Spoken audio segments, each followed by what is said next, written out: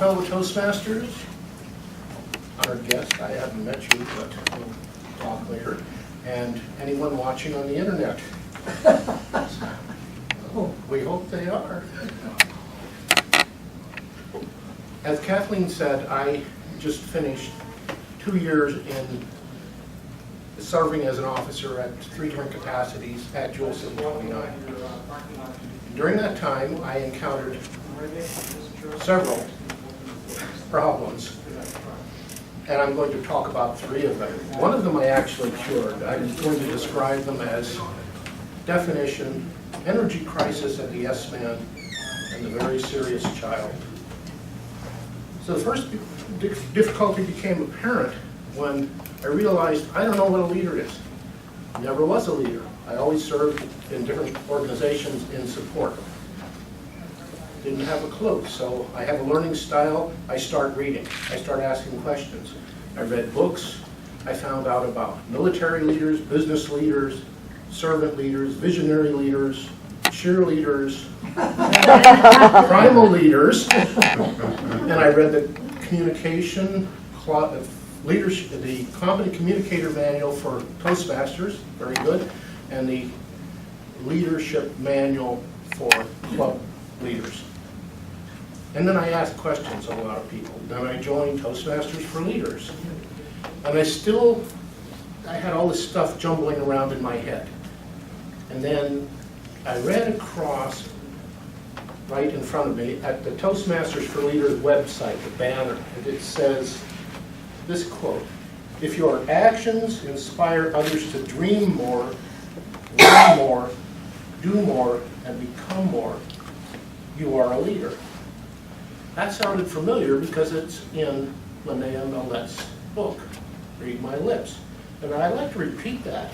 If your actions, doesn't say words, it says actions, inspire, again, like Kathleen was saying, it inspires others to dream more, learn more, do more, and become more. You are a leader. So then the light bulb started going off. I was able to think about what a leader was for me. And it has to be for me because I'm in the middle of this.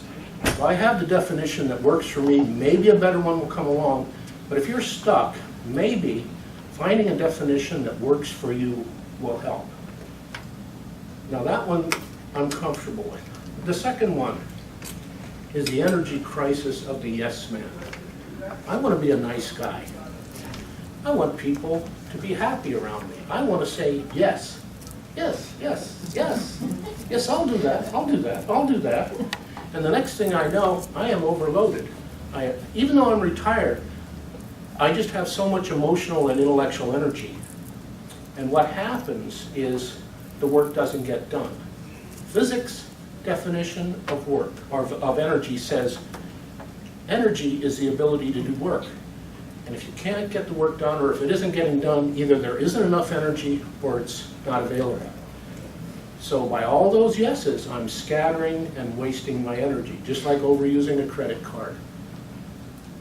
And I may offend some people when I say no, but I'm starting to learn to say no because I started feeling very sour, very negative when I began to get overloaded near the end of my presidential term. I took on too many yeses. It's my fault, but I'm learning from it.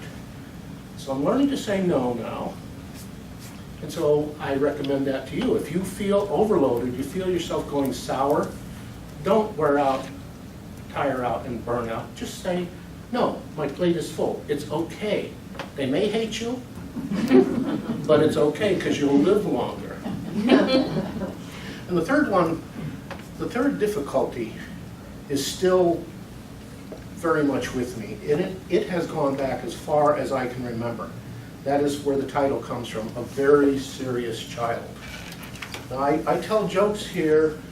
I'm learning to tell jokes. I'm just barely learning to lighten up. But as far back as I can remember, when I was maybe 5 or 6, I remember hearing my mother say, "He's such a serious child." And then it didn't get much better because it was always serious, serious. And when you're too serious, that's another way of saying predisposed to depression. That means when you're in your 20s, you smoke a lot of marijuana to feel better.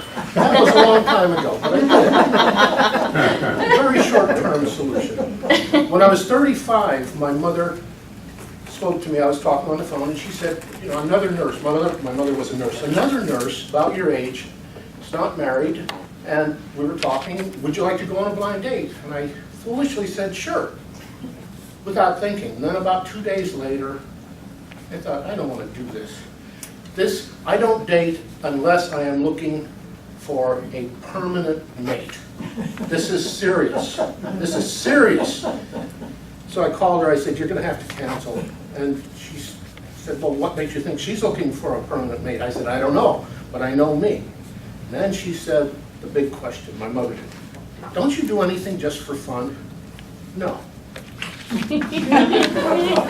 I'm learning to lighten up. I'm learning fun.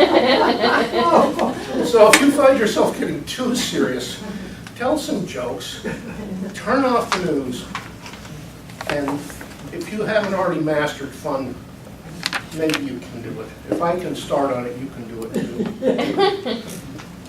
I don't have too much else to say, but find your definition if you're stuck. If you're having an energy crisis, ask yourself if you're saying yes too much, can you cut back on some things? And if you're feeling depressed, unhappy, too serious, lighten up. It's possible. This is a good place to lighten up. Most clubs are fun. So I know if I can do it, you can. Kathleen?